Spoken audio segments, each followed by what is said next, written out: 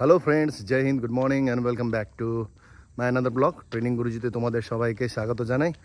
আর আজকে কিছু আপডেট নিয়ে এসেছি, যেটা আমি ভাবলাম যে তোমাদেরও দেওয়াটা একটু দরকারি।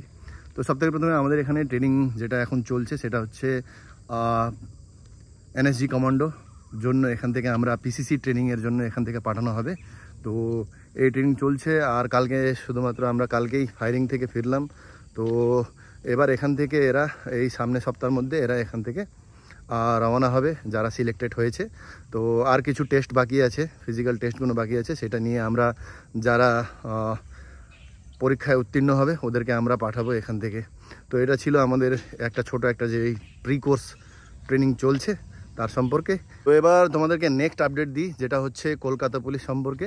তো আমাদের কলকাতা পুলিশের যে কনস্টেবলদের যে ট্রেনিং হবে সেটা খুব প্রবল চান্সেস আছে আমাদের সালুয়াতে হওয়ার।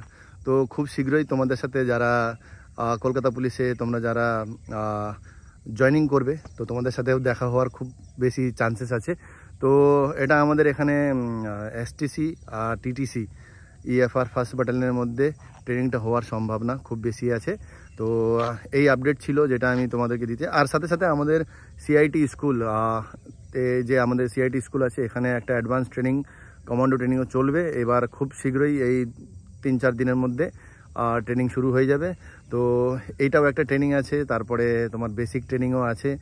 আর এই ট্রেনিংটা পিটিএসে দেওয়া হয়নি কেন নাকি পিটিএসে একটা টেকনিক্যাল ট্রেনিং চলছে ওয়্যারলেস অপারেটরের, তো তার জন্য ওখানে জায়গা নেই। আর জায়গা আছে এসটিসি আর আমাদের টিটিসিতে জায়গা আছে, তাই জন্য বেসিক ট্রেনিংটা এখানে দেওয়া হবে। এবার কেপিটিতে কেন দেওয়া হয়নি, কেপিটিতেও ওখানে সাব ইন্সপেক্টরের হয়তো ওখানে ট্রেনিং চলবে, তার জন্যই ওখানে দেওয়া হয়নি। তো তার জন্য কলকাতা পুলিশের যে ট্রেনিং আছে সেটার খুব প্রবল চান্সেস আছে সালুয়াতে, এসটিসি আর টিটিসিতে হওয়ার।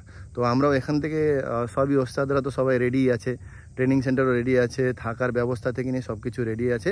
তো এবার কি আছে, সেই যা আগের মানে এই কিছু মাস আগে, 1 মাস আগে যেই ছেলেরা বেরিয়ে গেল, এবার ওই জায়গাটাকে একটু পরিষ্কার পরিচ্ছন্ন করতে হবে, আর তারপরে আবার তোমাদের জন্য আবার রেডি হয়ে যাবে জায়গাটা। তো এটাই ছিল আপডেট। তো চলো আজকের ভিডিওটা এখানেই রাখছি। আরও যদি কোনো তোমাদের জিজ্ঞাসা থাকে তাহলে অবশ্যই কমেন্ট সেকশন ফাঁকা আছে, তোমরা কমেন্ট করে দিতে পারো। তো চলো আজকের ভিডিওটা এখানেই রাখছি, আবার দেখা হবে পরবর্তী ভিডিওতে। ততক্ষণ তোমাদের সবাইকে জয় হিন্দ, টেক কেয়ার।